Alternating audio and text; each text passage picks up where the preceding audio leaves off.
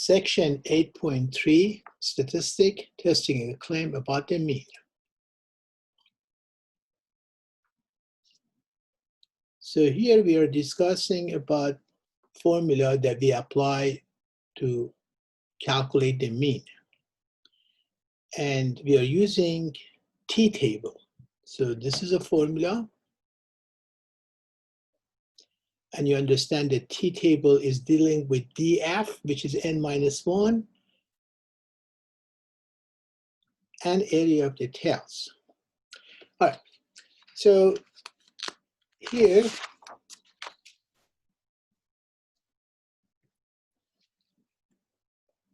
there are requirements in order to use the formula. One is the sample has to be a random sample, and we should have either n greater than 30 or population has to be normally distributed, or both.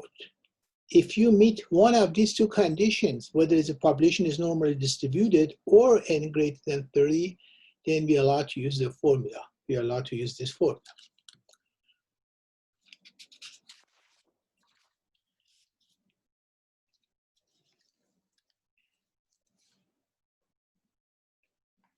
Again, requirement of normality is n greater than 30. This t-test is robust against a departure from normality, meaning that test works reasonably well if the departure from normality is not too extreme. Verify that there are no outliers, and histogram or dot plot has a shape that is not very far from a normal distributions. So if the original population is not normally distributed, then we need to have a condition of n greater than 30. All right, so I think if you go over the example, you might understand this section better. Okay, here is the example that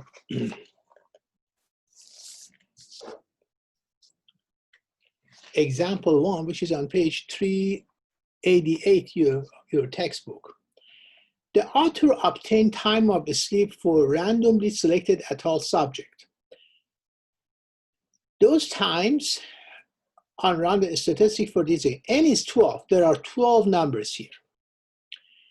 Sample mean is already calculated for you. If not, you could always calculate the sample mean and the standard deviation of the sample, but this problem is already given. So sample mean is that, and the standard deviation is 1.99, standard deviation of the samples. All right, so first, we want to make sure that we do have a condition in order to use the formula. Sample is random sample, that's fine.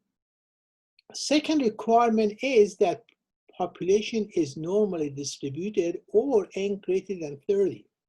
N is not 30, it's 12. And it doesn't say anywhere in the problems that function is normally distributed. So first, we want to make sure there is no outlier. I don't see any number that is completely larger or smaller than any of these, like a very large or very small number. So we don't really have a outlier. But since it didn't say in the problem that population is normally distributed, we have to do some testing. One of the tests, if you recall, was plotting the quantile plot. Remember, for a quantile plot, what we do is, the best thing is use our calculator. We go to stat, edit. Let me see if I have these numbers already here.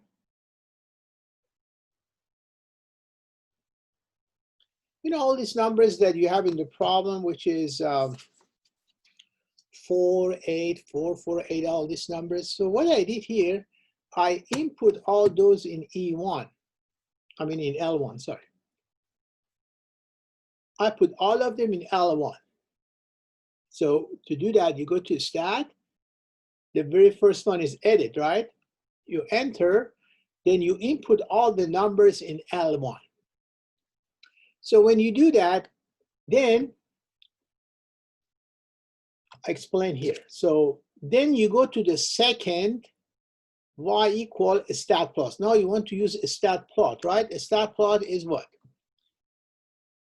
A stat plot is right here, below y equal. So in order to do that, we got to put second and that one. The first one, you want to make sure the first one is on. So when you enter, if it's off, you want to turn it on. In this case, it's on already. And we always use this last one. The last one is for a quantile plot. My information, they all are in L1. So let me change this to L1. So now everything is in L1, okay? Now you want to graph it, you go to graph. If you don't see your graph, then always zoom and zoom stat, which is number 9.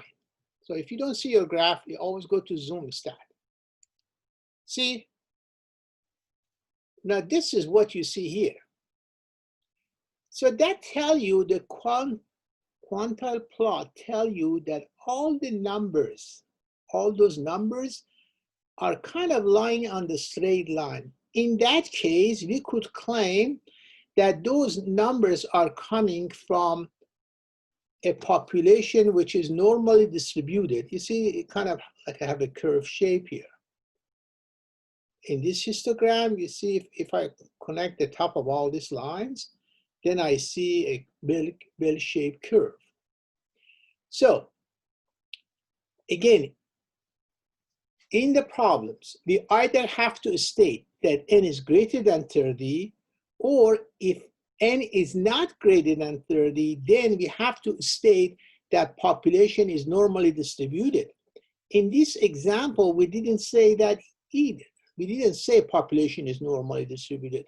So in that case, you have to plot those points. You have to use quantile plot and plot. If you see all the points lie on a straight line, sort of, you know, as long as they are clustered around the straight line, then you could tell that, hey, these numbers, they all come from a histogram, all these 12 numbers, which is normally, population is normally distributed. And I explain all this here. Okay? So all these numbers are coming from the population that is normally distributed. Now, you go back to the examples. In the example, you have a copy of this. I put a copy of all these documents on Canvas. So sample mean is given. A standard deviation of the sample is given, n is 12. Alpha significance level is given is 0.05. That's significance level. Now, what is the claim? We claim that mean is always less than 7. Remember, what is opposite of this? Always equal. Equal sign is for HO, which is a null hypothesis. Any other symbol is always for H1. So H1 can take less, greater than equal, but HO always take equal sign. This one can take all 3 signs, all 3 symbols. Less, greater, and equal, but that one just equal sign. In this case, the claim is this one, H1, because we are claiming that mean is less than 7. Now, H1 always determine your graph. Since it's less, it means you have left tails. So this left tail is because of symbol of H1. H1 symbol always determine whether you have 2 tail or 1 tail. And if it's 1 tail, is it right tail or left tail? Again, since this is less, that means you have 1 tail, and that's the pictures. Significance level of 0.05 is this area. Area of the tail, this tail area or critical zone, they call it. This is 0.05. All right. So now we use the formula, we use the T formula to find T of calculations. T of calculation is mean minus mean of sample This is mean of sample. Minus mean of populations, a standard deviation of the samples. You take all these numbers, so mean is 7, sample is this, S is that, and that gives you the value of t. Now we need to find the t value from the graph. You could either go to table A4, I think this is A3 or A4, let me double check.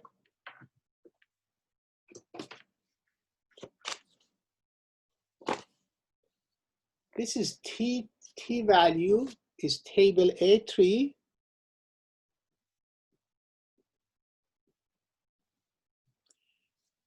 In table A3, you find your degree of freedom, which is n minus 1. And see here, you have area in 2 tails, area in 1 tail. Our problem is 1 tail, right? See, our problem is 1 tail. And what's the area of this tail? 0.05. So here, area of 1 tail is 0.05. So you have that, you have n, which is the df. df is n minus 1. That would give you the number. See, I'll show it to you here. df is n minus 1. There were 12 numbers. There were 12 numbers. So df is 11. Area of 1 tail is 0.05. Calculator would, table would give you these numbers. That's the numbers that you have here. And you could also use your calculator to find that. How do I find it through the calculator? How do I find these numbers through the calculator? Second verse inverse t, like here. You go to second VARS verse, and then go to number 4 inverse t. See, I put it here for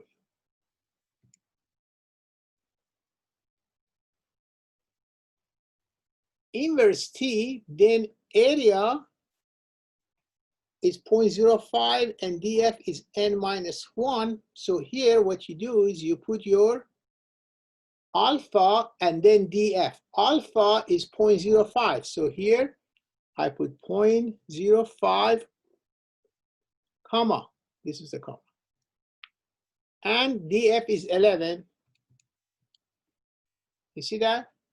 This one is what you have here. Or some calculator would do it this way for you. They ask you for area, df, blah, blah, blah, and then paste. So when you enter minus 1.79, which is this number. So you could find this number through the calculator or through the table. When you find it through the table, you see how it's positive? You have to change it to the negative. Why? Because you know you are left tails. But if you use a calculator, calculator would give you the negative. So you don't have to worry about changing the sign from positive to negative. Anyway, so the t means this point.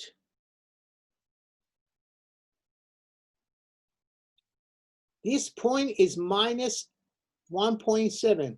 What do we have here? We have minus 0.2. Where is minus 0.2? Minus 0.2 is probably somewhere here. See, because if it's the 0, then this is minus 1, minus 2, minus 3. The numbers would decrease this way. So if this is 0, then you have minus 1, minus 2, minus 3. So minus 0.2 is kind of close to the 0, so fall here. So what it is, my t of calculation does not fall into the critical area. It doesn't. If it doesn't fall into the critical area, then we always accept HO.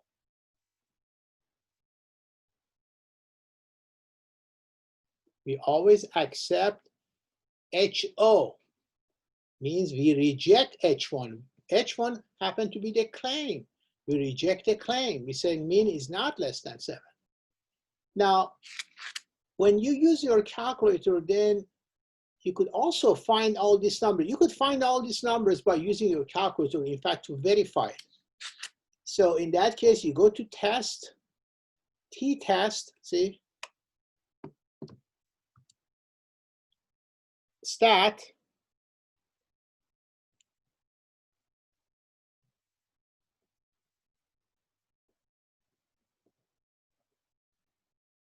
test. Second one is t-test. All right, so what is my mean in this problem? Mean is 7. Let's change that to 7. Sample mean. What is sample mean? Sample mean was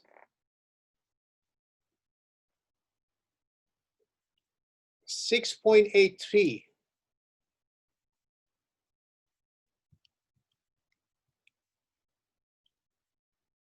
The standard deviation of the sample is this, 1.99. Sx is 1.99. How many numbers? N is 12. Now, to see which one of these three, always look at H1. H1 is less, the symbol is less. So you take the middle one, you see? So you take the middle one because it's less. That follow H1. See, H1 symbol, which is less, you use it for the calculator and you also use it for left tail graph, right? Okay. See how you come up with minus 0.29? That is this number.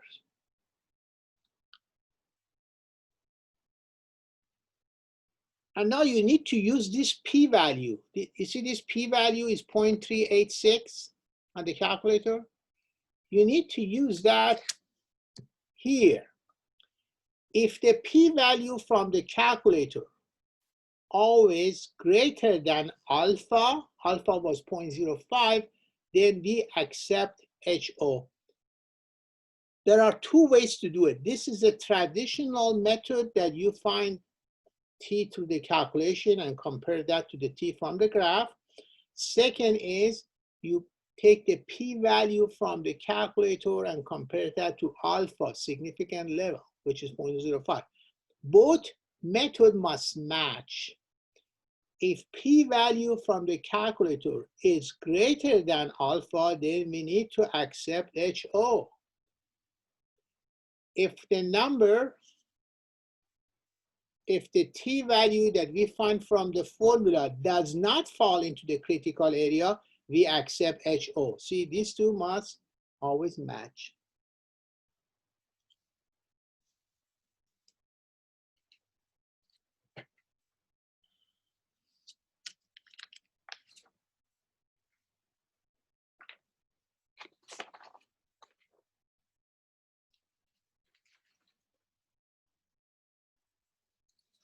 And this is also the picture of what we discussed. It shows you that critical value is the one that you find through the calculator or you find through the table A3. This is the T. This is the one that we find through the calculations. This is related to the problem we just did.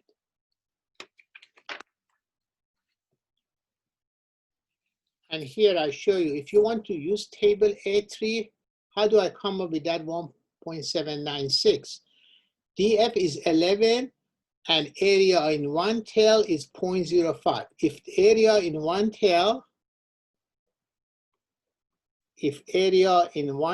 which is significance level, if 0.05, area in one tail or significance level is 0.05, DF is n minus 1. N was 12, DF is 11. That gives you T that we use for the graph, 1.796.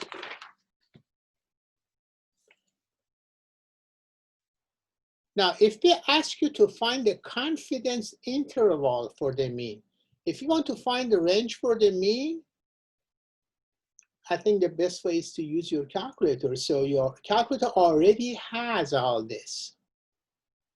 So what you do is you go to stat,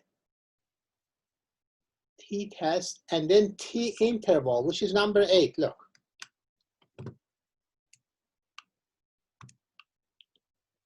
Go to stat, test, number 8, because you're talking about interval for the mean, right? You go all the way to t-interval. okay, is asking you sample mean. The calculator already has mean and standard deviation because we use it for previous problems, right? Now, what about the confidence level? What number shall I put here? For that, you look at this table here. Our problem was one tails, right? We had one tail problem. And significant level in the problem was given 0.05. So if significance level is 0.05 and you have a one tail test for confidence interval, you should use 90% or 0.90.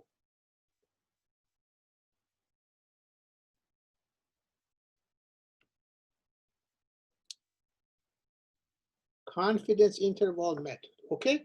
So here, that's why we are using that number here. So here, we change this 0.95 to 0.90. Calculate.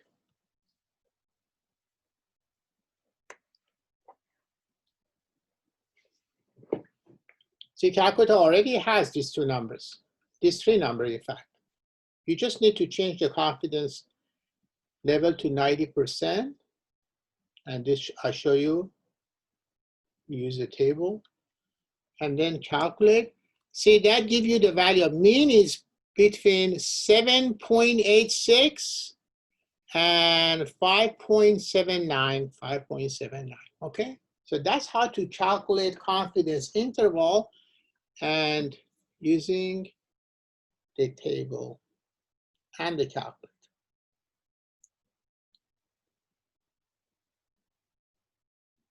That was for this example. You know, example 4, they ask us to find the confidence interval for the mean. They want us to know the range of the mean of population. Remember, this is mean of population, and this is mean of the sample. So be familiar, please, with these two. X bar is mean of sample, or they call it sample mean. This is mean of population. This is a symbol we use for mean of population.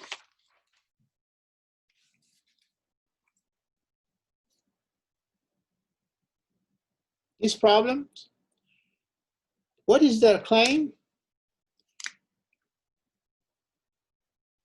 Test the claim. For this type of problem, look for a statement that test the claim. Test the claim that population mean is 98.6. That's what their claim is.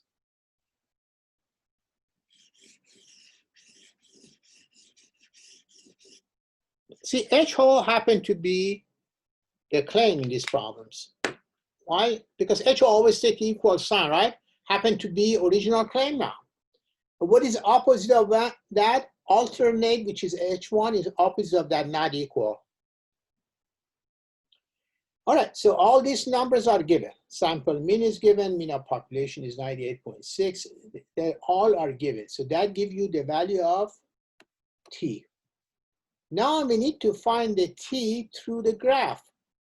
When you have this symbol equal or not equal, when it's not less or greater, then it's always two tails. If this symbol was like less, like previous problem was left tail, if it's greater, it's right tail. But if it's equal or not equal, it's always two tails. Now, what is area of both tails? 5% is area of two tails. If area of two tails is 0.05, what is area of each? Alpha half is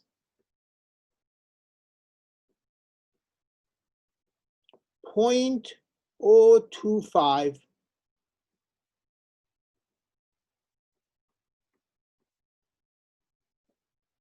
Okay?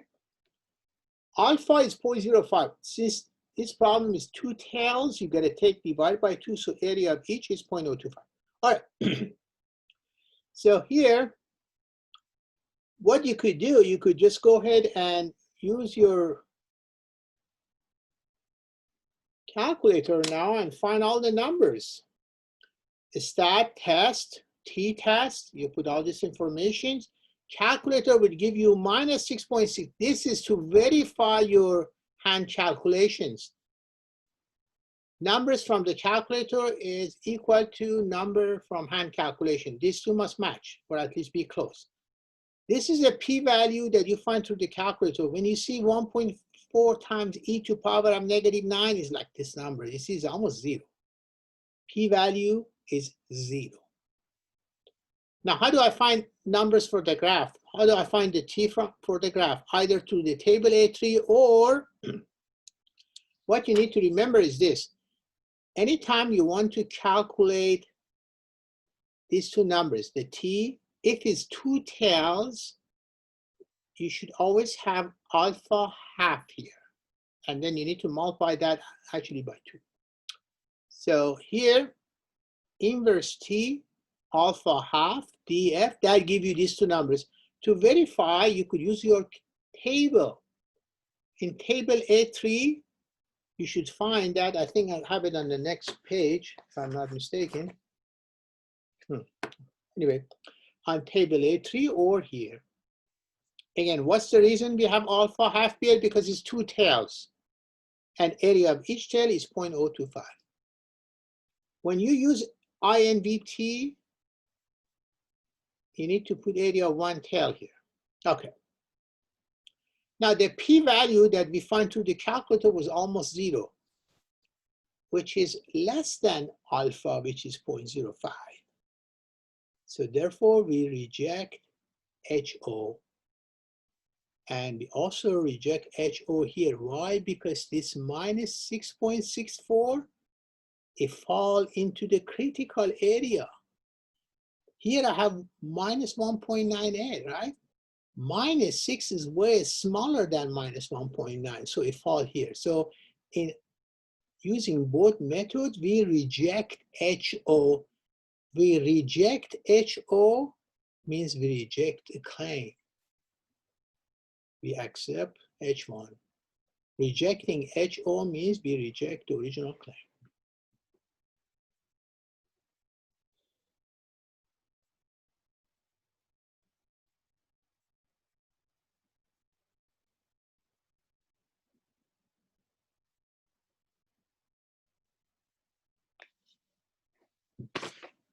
And this example is show you how to do the confidence interval for example number 5. Using the calculator, they give you that.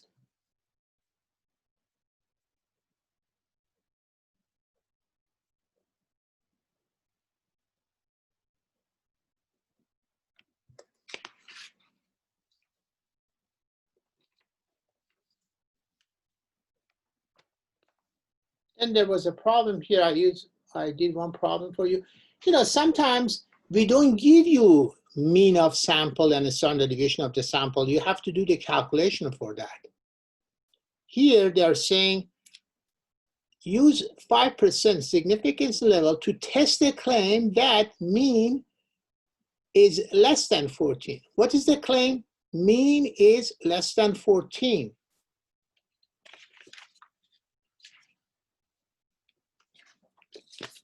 See, this is the claim.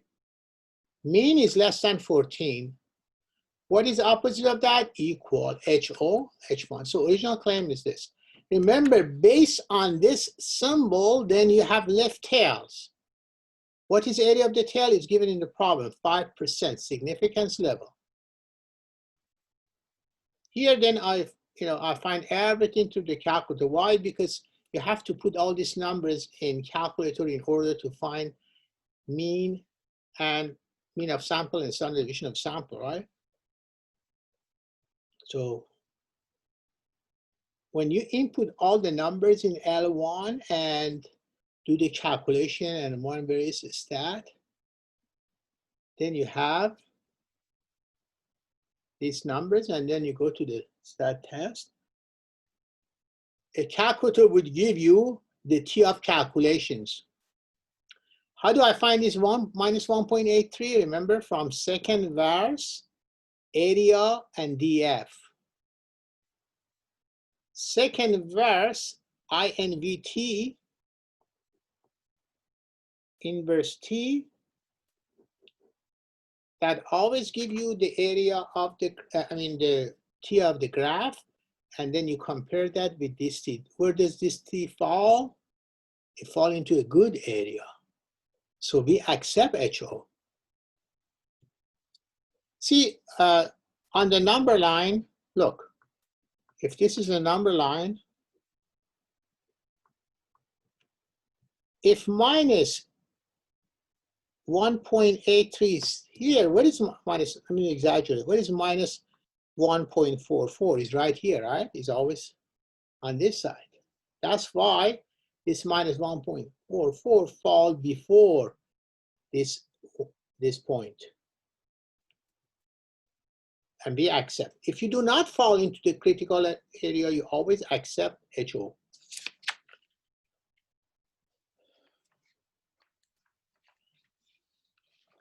Here I talk about the bootstrap sampling. I don't want to spend that much time on it. It just show you that since it doesn't say in the problem whether population is normally distributed or not, you input all this information and you draw the quantile plot to see if, because the n is not all, n is also less than 30. So when you plot it, you see it that it's not on the straight line. So this function is not normally distributed. So if it's not normally distributed and sample is less than 30, then you have to use this method. I don't think so. We have anything in the homework. And this is the information that you use for calculator. I show you already. Okay, so that would be end of table section 8.3.